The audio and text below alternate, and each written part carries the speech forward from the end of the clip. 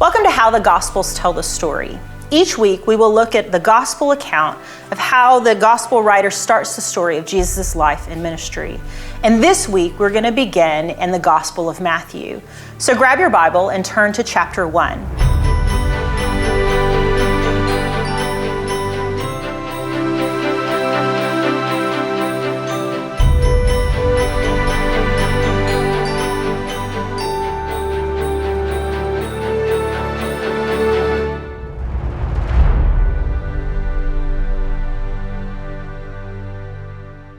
We see in chapter 1 that our author starts with the genealogy of Jesus. And the question would be, why do we start here at a genealogy? What does genealogy tell us about Jesus? Even genealogy telling us about ourselves. How does it paint the picture of who Jesus is? This significance and importance. The fact that Jesus is the Messiah. What do people need to know about Jesus through a genealogy? With Matthew's gospel, it's the most quoted of all four gospels, so it kind of makes sense that not only do we start with a genealogy, but we start with the most quoted gospel.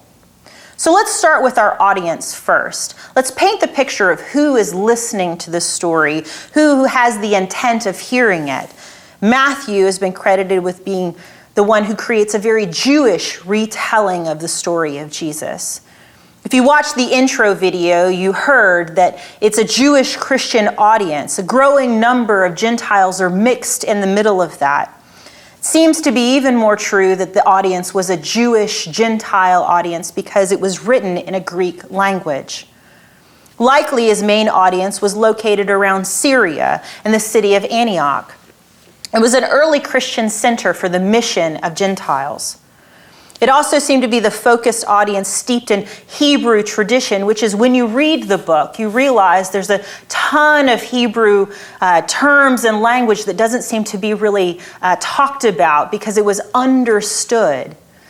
Which would mean that when we look at the genealogy of Jesus, most people read it understanding why there's a genealogy, what the importance of the genealogy is, and how it tells us about Jesus. Jewish culture was centered around genealogy. A good Jew knew their heritage. They knew who their father and their grandfather and their great-grandfather was. Since inheritance flowed from oldest son on, genealogy and line was very important. Since Jesus was a Jewish Messiah sent by God and to fulfill the Old Testament prophecy, it's important that we steep his identity in the Old Testament Hebrew understanding. The understanding that his line would bring restoration to all nations. Interestingly, it would seem that Matthew starts with the humanness of God, and then he builds as he tells the story of Jesus' ministry to paint the picture of the godness of Jesus.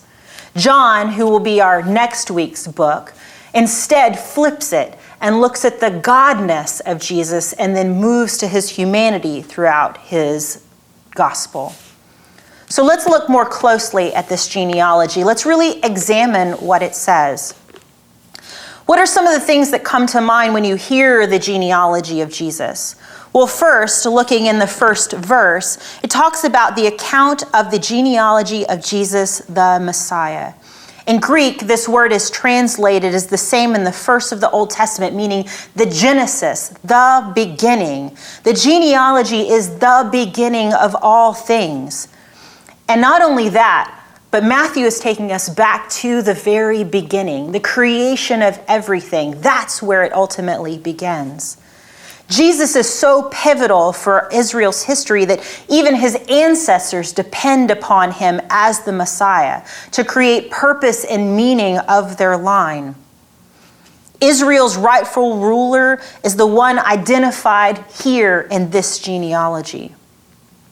So let's look more carefully. We start the genealogy with Abraham.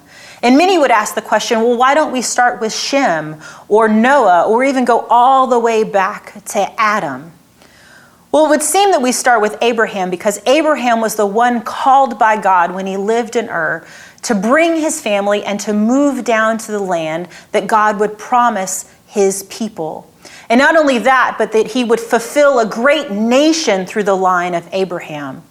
So it makes sense that instead of starting with Adam, we start with Abraham, who was called by God in this special covenant. God takes Abraham down to the land. He changes their names at some point, and he even creates this beautiful miracle of a son, Isaac. And thus, the beginning of the fulfillment of the promise happens. And so as we continue to look, we've got Abraham, and we've got Isaac, and then we've got Jacob, and then we have a problem. Because if you remember, the line goes from firstborn son. And so already we've got a gnarled branch in the lineage of Jesus because we don't have a firstborn son here. Esau was the firstborn son, even though they were twins. But Jacob steals the inheritance and the blessing from Esau, and he becomes the one who finds his way into the genealogy of Jesus. So already we've got a tainted line in the genealogy of Jesus. But let's continue. Because when we get to the next one, we still have another problem. Because from Jacob, we have Judah. And Judah is the fourth son of Jacob. Jacob, if you remember, has 12 sons. His oldest son, Reuben, isn't mentioned in this line. Instead, his son Judah is. Judah, who is one of the 12 tribes when they eventually settle the land. Judah, who eventually has a really special guy who comes out of his tribe, a guy named David. And we're going to look at him in just a minute. But Judah is listed here, and therefore we have another gnarled branch in Jesus' lineage. As we continue on, though, we find another really interesting thing in the genealogy, something that was unheard of for the Jewish people, and that's a woman. So we look at the name Tamar in verse 3. Tamar is the first of 5 women that are listed in the genealogy of Jesus. And if you don't know the story of Tamar, Tamar is the daughter-in-law of Judah. You know, that guy who settled his territory first. What happens here is Tamar is a Canaanite woman, the first to kind of, if you call it, defile the line of the people of God, of Jesus particularly. A Canaanite was really not an accepted person within the line. If you remember back, Abraham and Isaac and even Jacob all marry kind of out of their own extended family to keep the line of Israelites pure. Yet here with Tamar, we have someone who is out of that line. And not only that, the story of Tamar goes like this. Tamar was married to one of Judah's sons, and her husband died. And so she married another one of Judah's sons, and he died as well.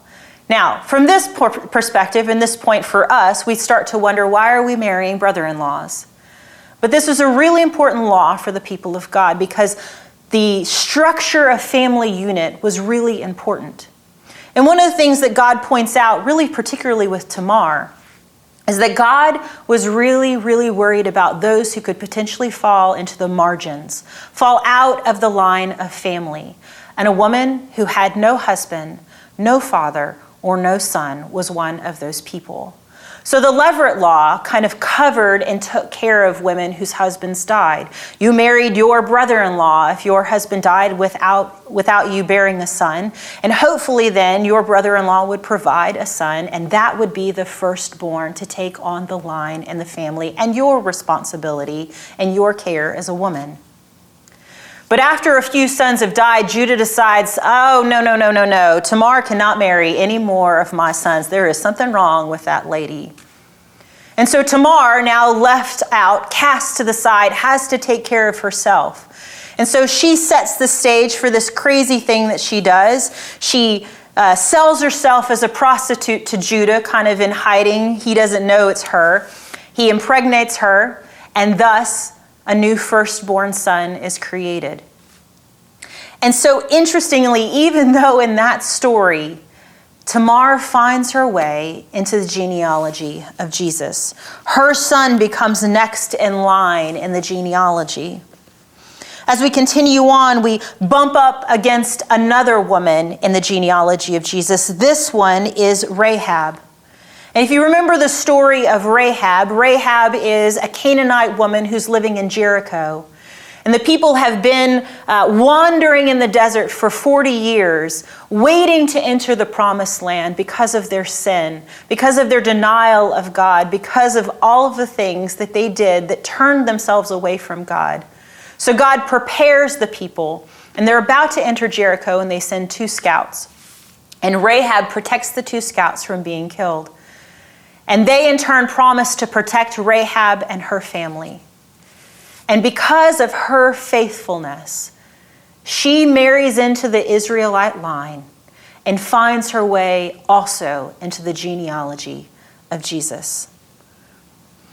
But after that, she has a son named Boaz. And Boaz marries a woman named Ruth, our 3rd woman in the genealogy. Ruth was a Moabite. And if you talk about who was the most hated by the Israelite people, it was the Moabites. But at some point there was a famine in the land, and Naomi and her family had to travel to Moab to find food. And during that time, Naomi's sons passed away after they had married with no children. And so Ruth follows her mother-in-law, Naomi, back to the land of the people of God, back to Bethlehem. Did the things start connecting for you now? In Bethlehem, Ruth decides they've got to take care of themselves. There's no man who's going to protect them and take care of them. And so she goes out to take care of the fields and to glean what food she can. And she meets a guy named Boaz, who's Rahab's family. And Boaz looks at Ruth and her faithfulness and her love for Naomi.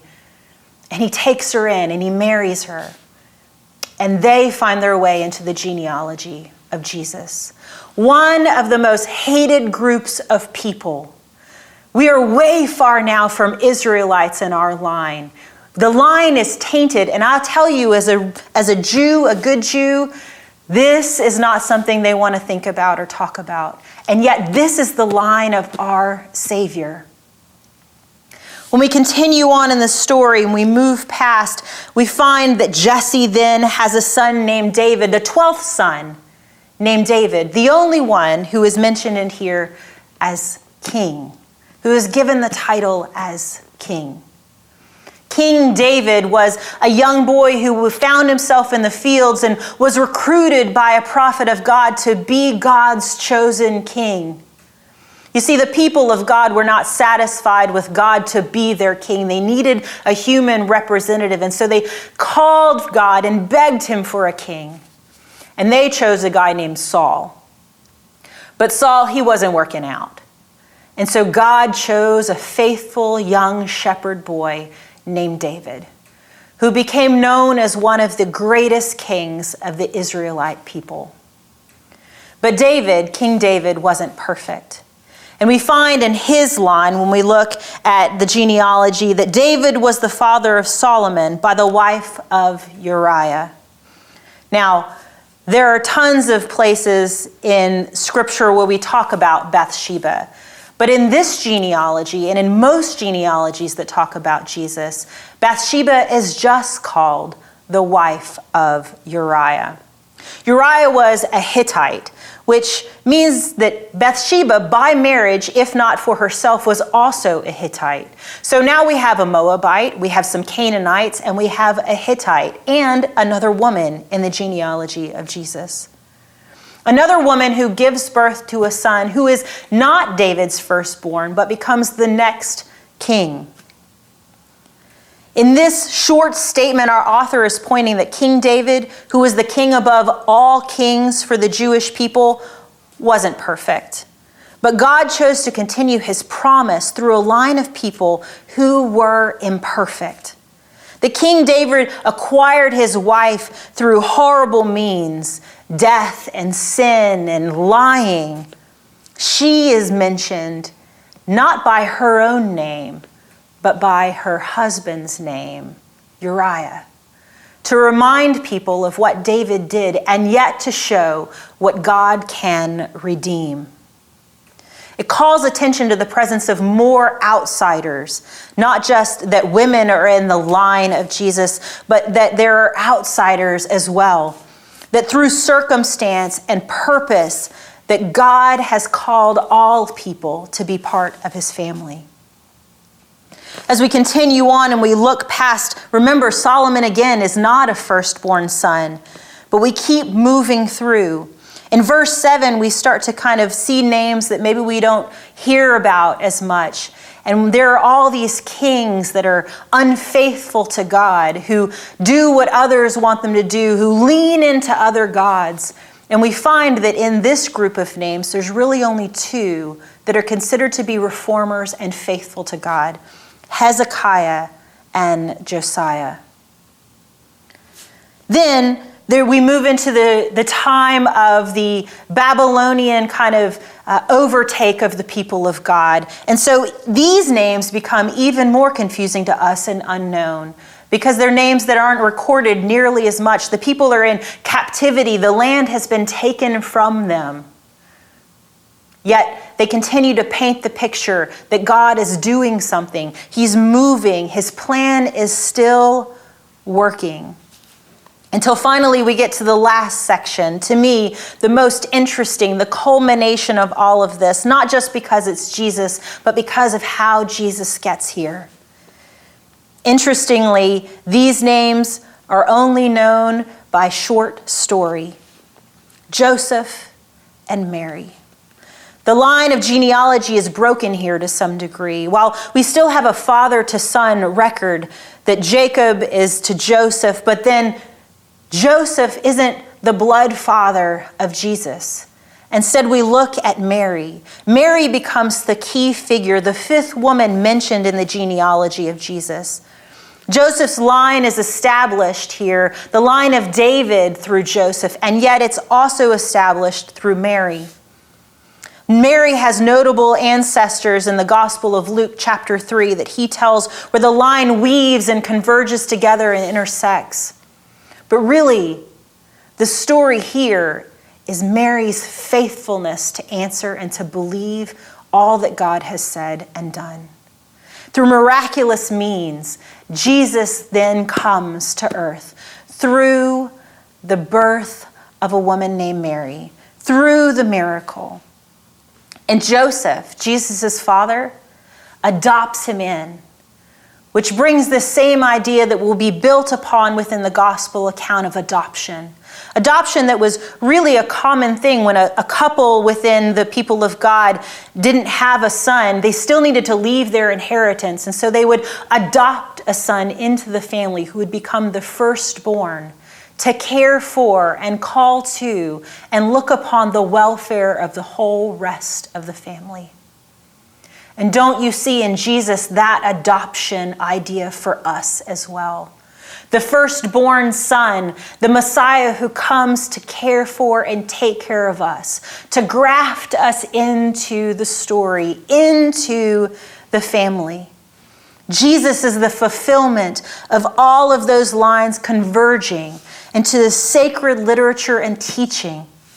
That he fulfilled prophecy that was littered throughout the Old Testament, many of those prophecies having to do with his lineage. On the front end of the story, Matthew is trying to impart to his audience through this history that God fulfills his promises given to Israel in often startling and unexpected ways. Through a gnarled tree of genealogy and through a baby born in a manger in unknown, unimaginable, and miraculous ways.